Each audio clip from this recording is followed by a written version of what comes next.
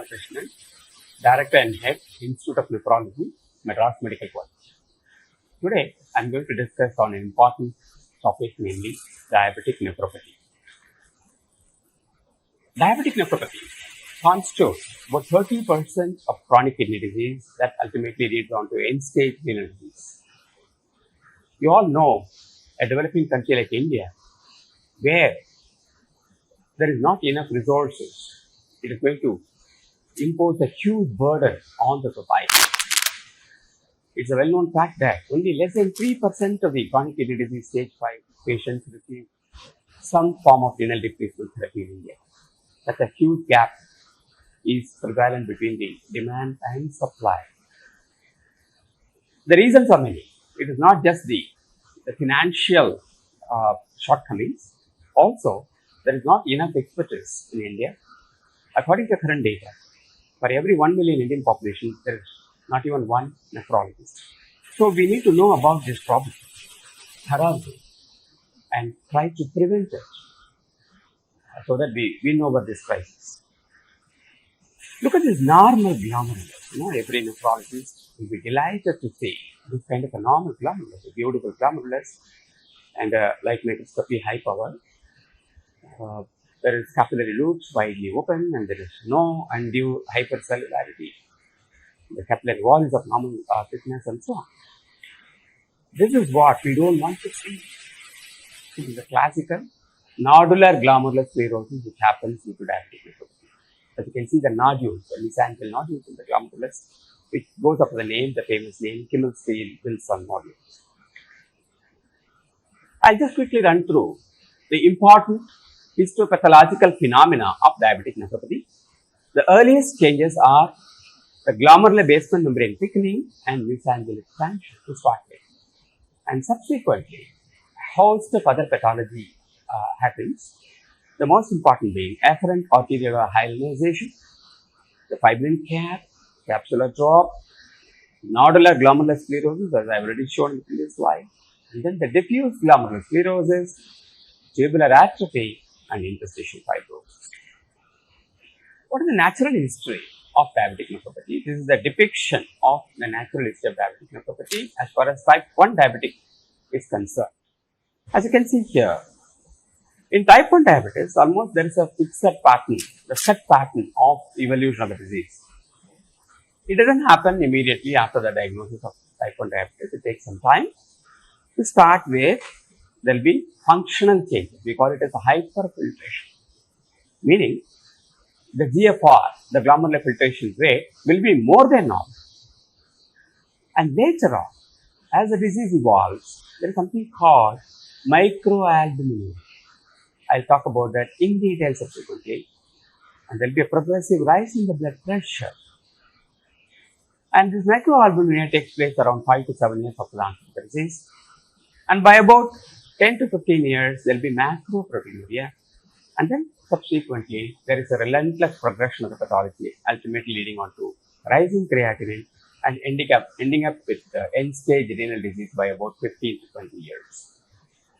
Almost the same stages of diabetic nephropathy happens in type 2 diabetes as well, but the exact timeline and the same kind of duration of each stage of evolution is not there in type 2 diabetes, and all the stages can be abbreviated. All these stages can happen in a short span of time itself. What is the pathogenesis of diabetic nephropathy? Obviously, it is multifactorial. There are three broad headings of discussion of diabetic nephropathy: the genetic factors, the metabolic factors, the most important being metabolic, and the hemodynamic factors. Let us see. The most important pathogenetic factor for diabetic nephropathy obviously is hyperglycemia. The more severe the hyperglycemia and the longer the duration of hyperglycemia, obviously the risk for diabetic nephropathy is high. Hyperglycemia is injurious to kidney.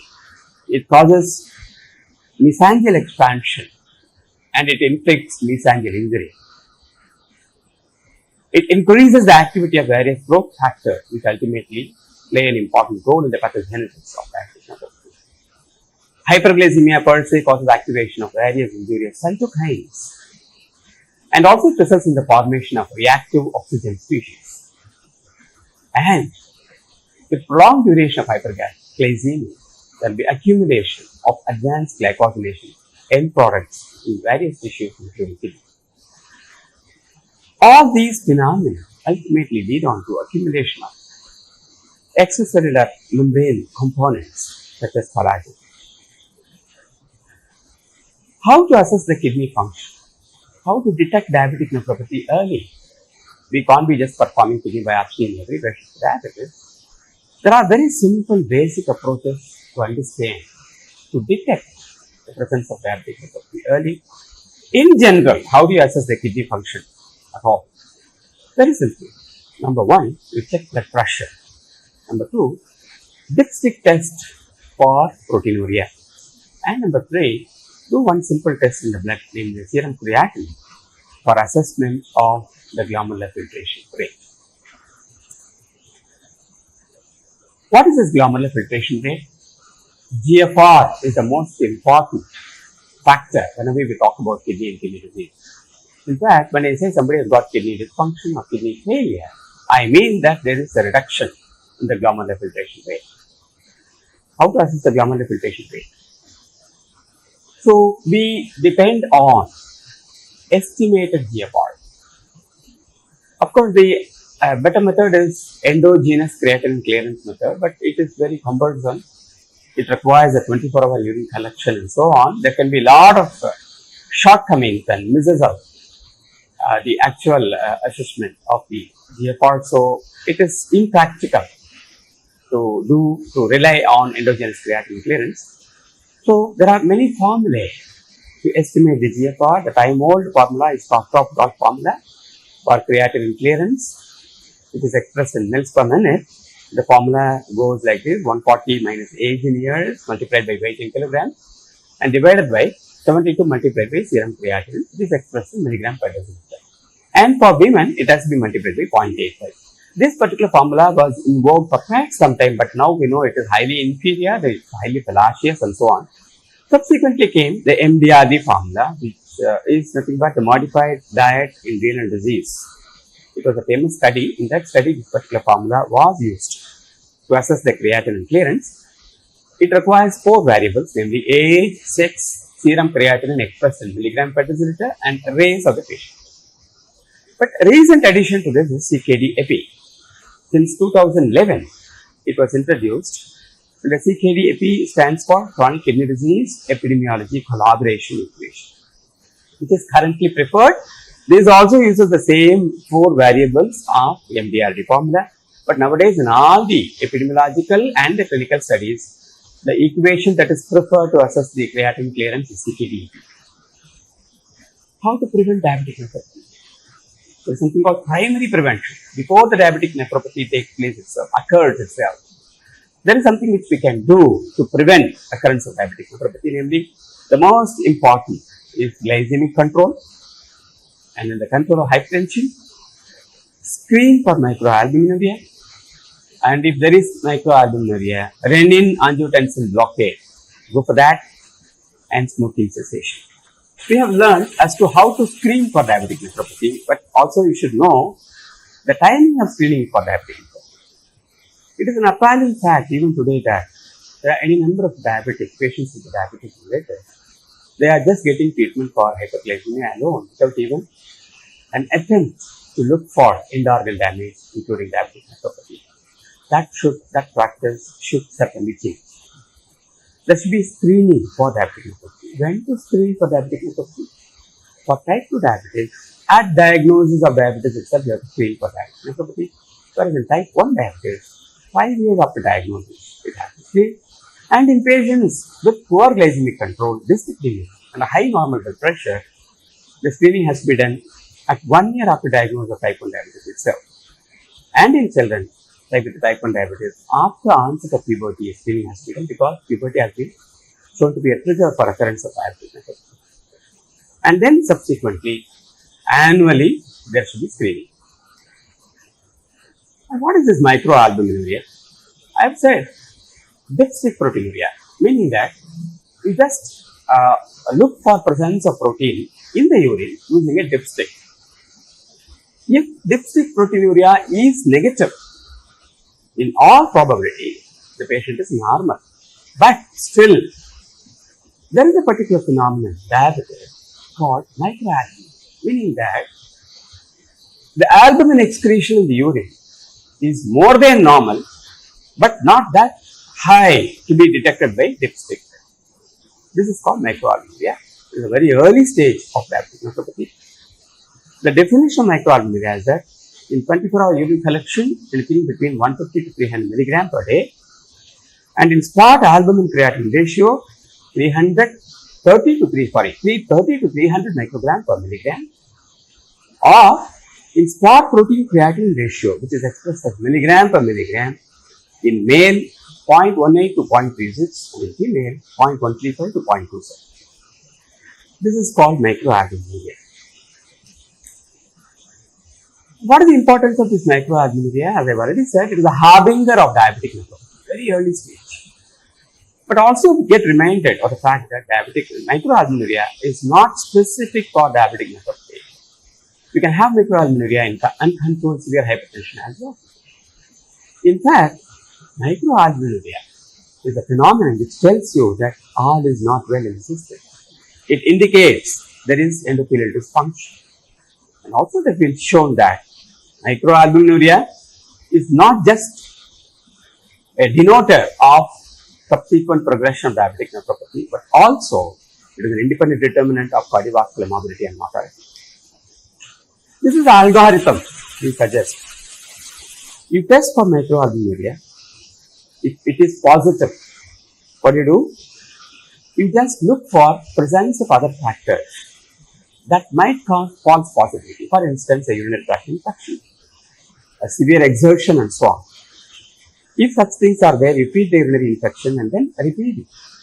The repeat microalbuminuria has to be done, and if it is positive, at least twice within 3 to 6 months period, particularly 2 out of 3 tests are positive, you can be pretty sure that there is microalbuminuria.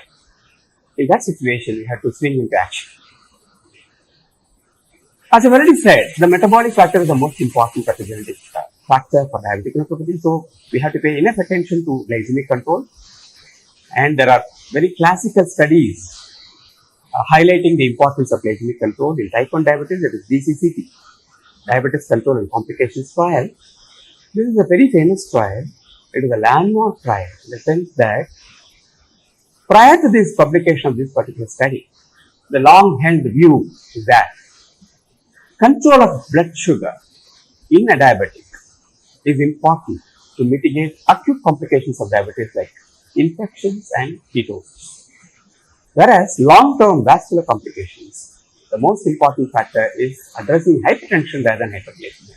That was the view which was held for quite some time. This particular study has poo-pooed that long-held view, and it is a kind of a landmark trial. It changed the view. It's a paradigm shift in the sense that an aggressive management of hyperglycemia per se will have a positive impact on all the vascular complications, including diabetic nephropathy. This particular trial showed an intensive control of hyperglycemia results in 34% reduction in the risk of development of microalbuminuria, and the benefit persisted for 4 years after the difference in the glycemic control waned. This is called memory effect. This is the trial, as I've already said, it's a paradigm shift. In this trial, it was involving type 1 diabetic, 4,440 diabetics, type 1 diabetics, were studied as 2 cohorts. In one cohort, the HbA1c mean was 7.2 versus the conventional way of control about 9 HbA1c in the other cohort. The cohort where there was intensive control of hyperglycemia, there was a 34% reduction in the microalbuminuria in intensive control group and 54% reduction in the macroproteinuria. As this graph shows, there was a significant positive impact in the occurrence of almost all complications of diabetes, namely retinopathy, nephropathy, neuropathy, and microalbuminuria. It was a kind of a game changer. And there is something called metabolic memory, as I've already alluded to. This is EDIC study, epidemiology of diabetes interventions and complications.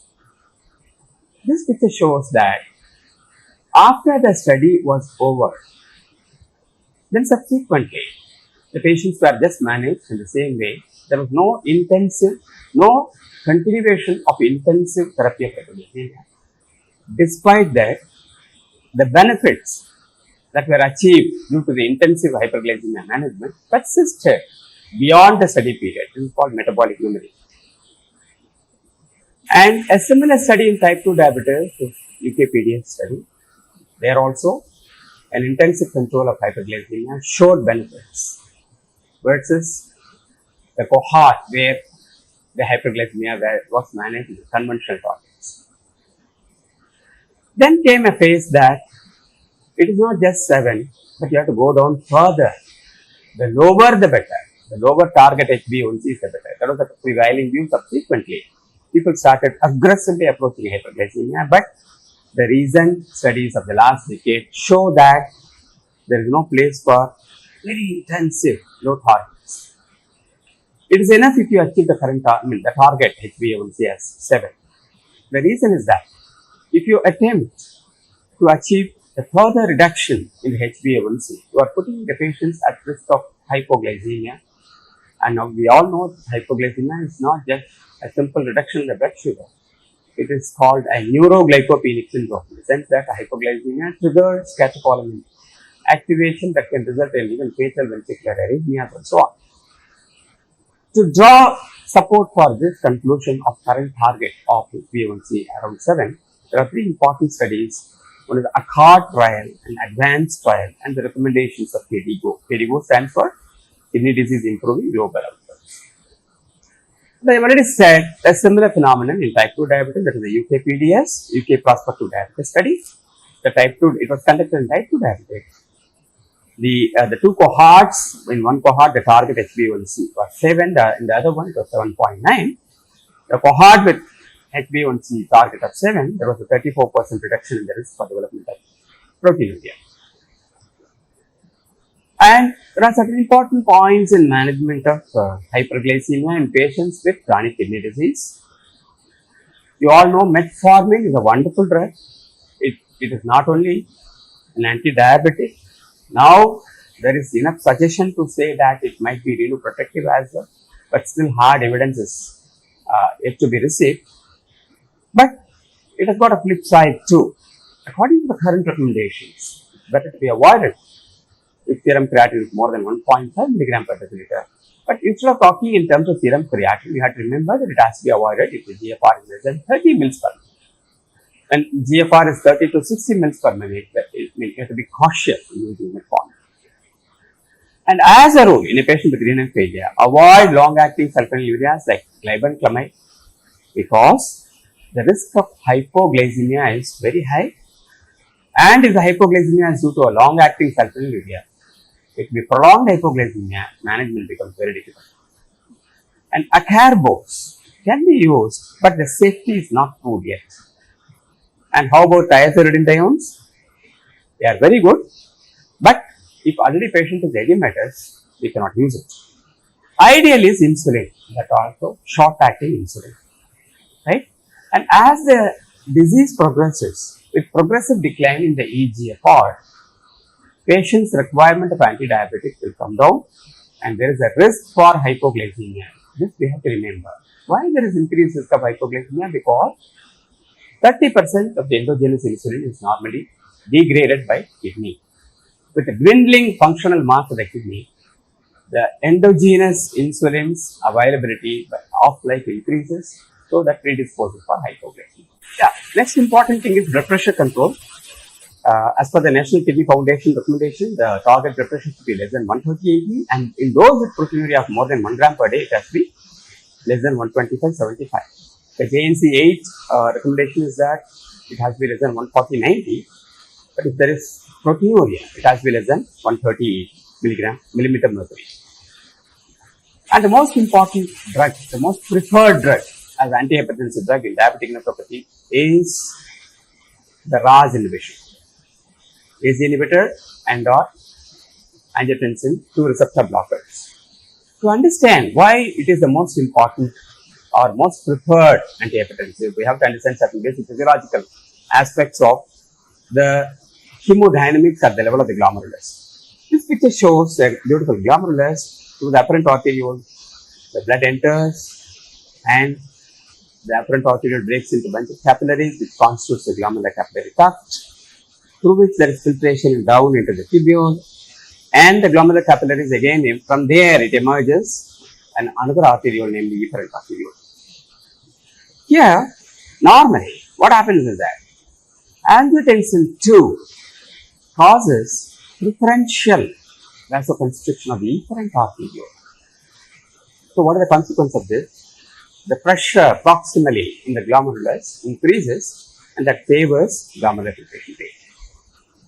In diabetic nephropathy, there is a heightened activity of angiotensin II, thereby there is intraglomerular hypertension.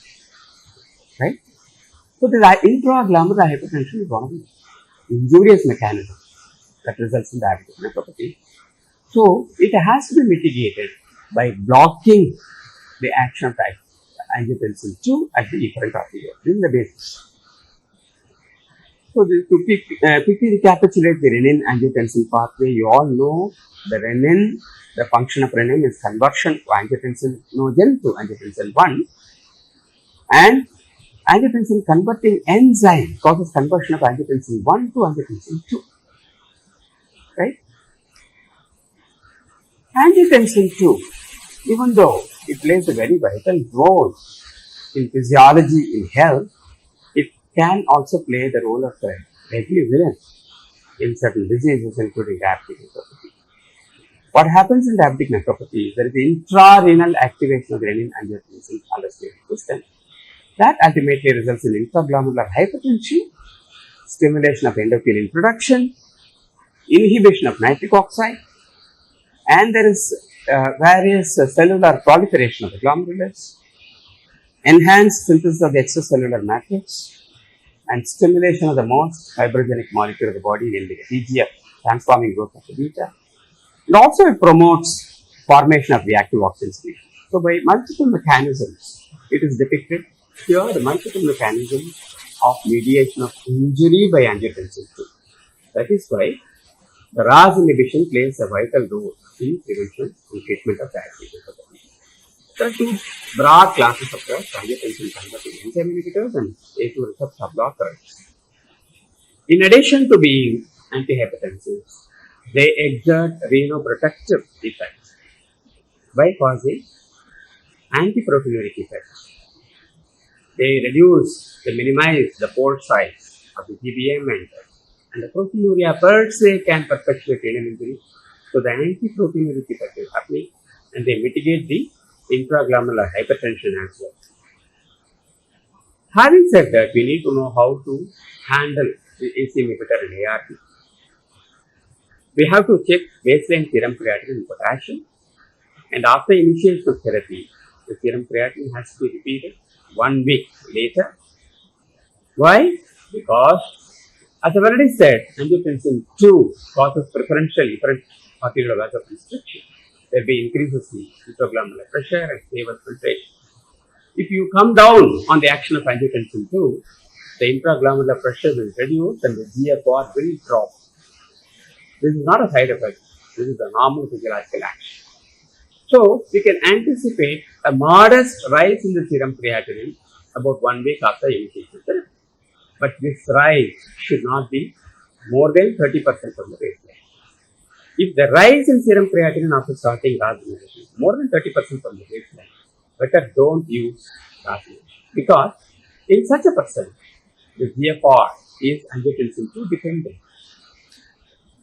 Also, we should know the contraindications of ACE inhibitors and ARBs. The most important being pregnancy, bilateral renal stenosis, hyperkalemia, and severe bronchospasm. There are any number of landmark trials which have vouched the benefit of RAS inhibition in diabetic nephropathy, namely the AAPRI trial, which has used benzapril, the RAIN study, which has used ramipril, and ASK trial, so on. And for ARBs, it's renal, which is employed losartan, and IDNT and IRMA trials which have used albuterol. IDNT trial, so the hypertensive type 2 diabetes with nephropathy. Irbesartan reduced the incidence of the primary composite endpoint of doubling of serum creatinine in stage renal disease or death by 23%. So it was compared with amlodipine. And similarly, renal study, where there was losartan, which was compared with placebo. As you can see here, there is a risk reduction of the primary composite endpoint by 16%. Very significant. Can we just club both inhibit and ARB? Is there any added benefit? No. Of course, theoretically, it can be advantageous because of the synergistic effect in blood pressure reduction, improvement of proteinuria, and protection. And there are a couple of studies which have shown the benefit as well. But the latest studies, like on-target trial and all, has shown the risk is more than the benefit. The risk of inducing acute kidney injury and hyperkalemia. So, as a rule, don't go for a dual blockade. But in a given patient, where you think that the benefit can be really, that can overwhelm the potential risk, and you are able to diligently monitor the patient's lab parameters, you can go ahead. But in general, better don't go for dual blockade. How about aldosterone blockade? Yes, of course. Aldosterone in excess can be injurious. It can perpetuate and enhance the renal pathology. And what happens is that in diabetes, particularly those with obesity, there are non-traditional, non-classical stimuli for aldosterone release. They come from the adipocytes, aldosterone releasing factors. So excess aldosterone can induce fibrosis of the kidney, myocardial fibrosis, and even it can inflict injury upon the brain tissue. So aldosterone antagonism is beneficial in renal disease, particularly spinal backbone and so on. Very inexpensive drug. Please go ahead with aldosterone antagonism in diabetic nephropathy. Particularly, there is associated LV dysfunction, cardiac failure, and so on. Again, the limiting factor will be hyperkalemia and gynecomastia in males. Here, the role for direct renin inhibitors like aliskiren. The existing studies have not shown any over-added benefit, and it has fallen from grace. There are no further trials on that. And what are other modalities of managing such patients with diabetic nephropathy? Dyslipidemia management. The target LDL cholesterol has to be less than 100 and less than 70 is therapeutic option, and non-HDL cholesterol should be less than 130. The statins, they exert pleiotropic effects. They also are believed to be renoprotective. It is not just reducing the cholesterol level, thereby mitigating the cardiovascular risk. Also, there is suggestion that the statins can afford renoprotection. And as the disease advances, when the GFR drops to less than 60 ml per minute, there should be protein restriction, 2.8 gram per kilogram per day. And even though there is no hard evidence on this, hyperuricemia has to be addressed. More and more studies are coming out indicating the benefit of management of hyperuricemia. Ideal level of serum uric acid level in men is less than 7 and women less than 6.5. And as the disease worsens, there will be hyperphosphatemia and hyperthyroidism, all that has to be addressed. There are many newer potential therapeutic targets in diabetic nephropathy like high-dose thiamine and certain molecules which cross-link, which cause breakage of the cross-link of advanced glycosylation products, and protein kinase C inhibitors, endothelin antagonists, and so on. And this molecule called bardoxolone, it came out with a big, lot of hope and a lot of enthusiasm out there. What is this bardoxolone? It is inducer of NRF2. There is nuclear factor erythroid related factor 2. By causing induction of this particular thing, it exerts antioxidant inflammatory modulator. So favors transcription of genes encoding antioxidants.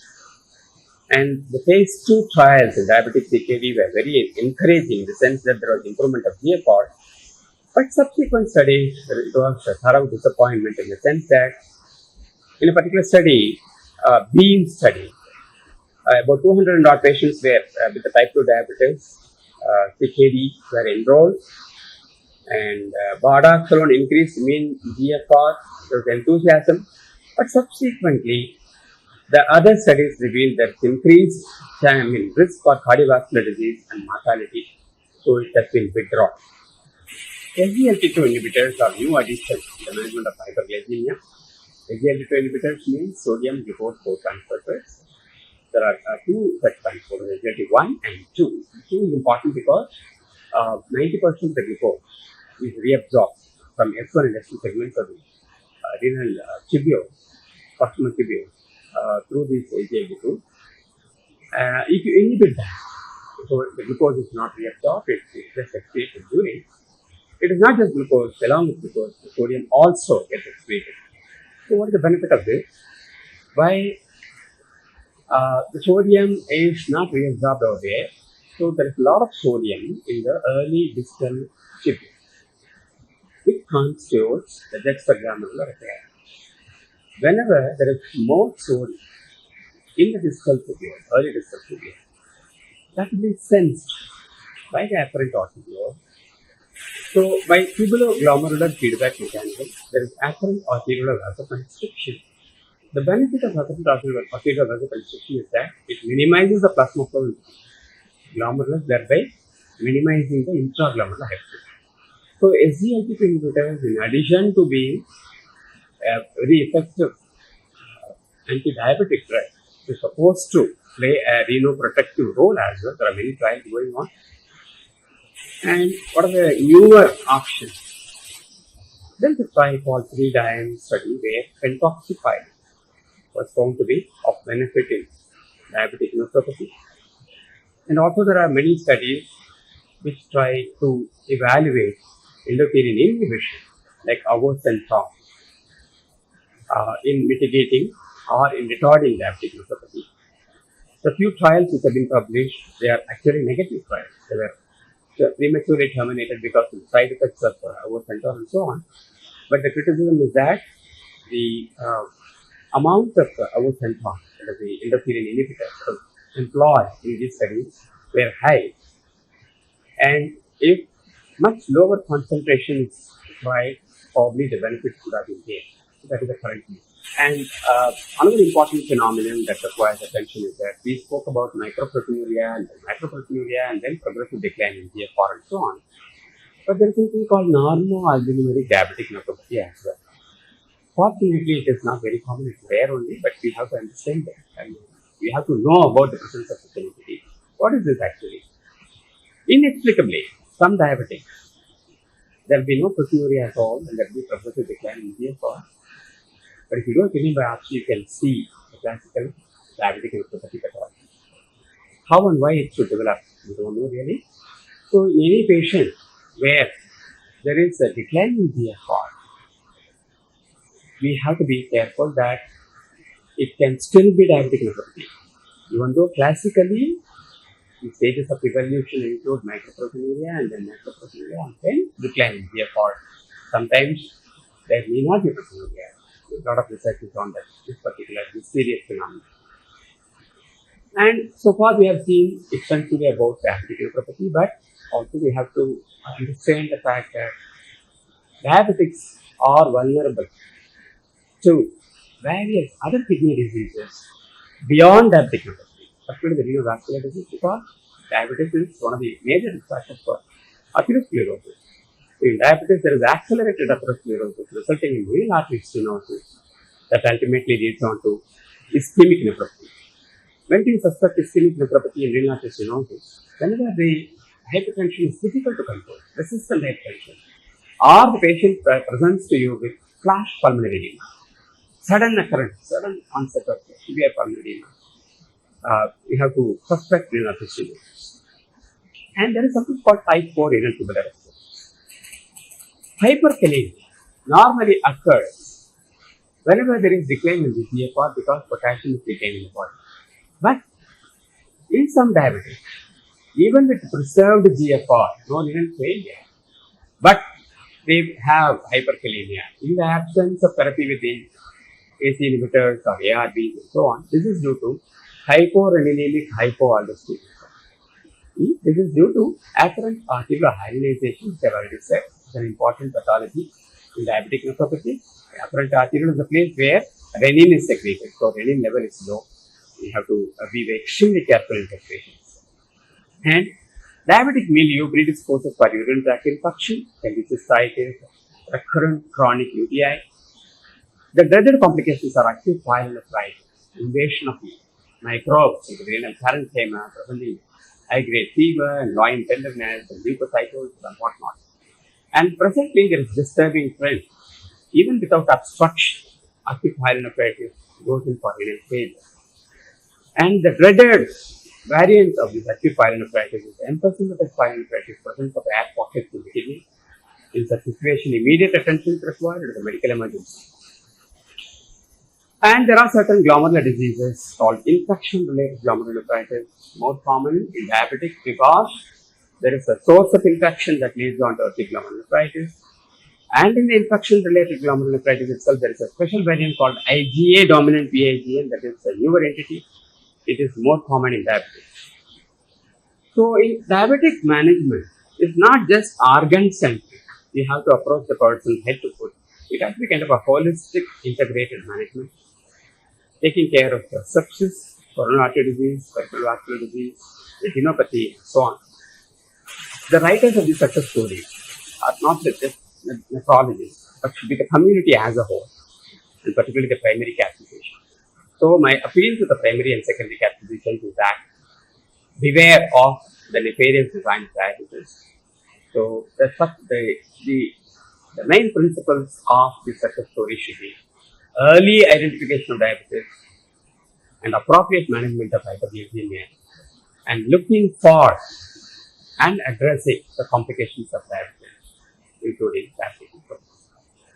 Thank you very much.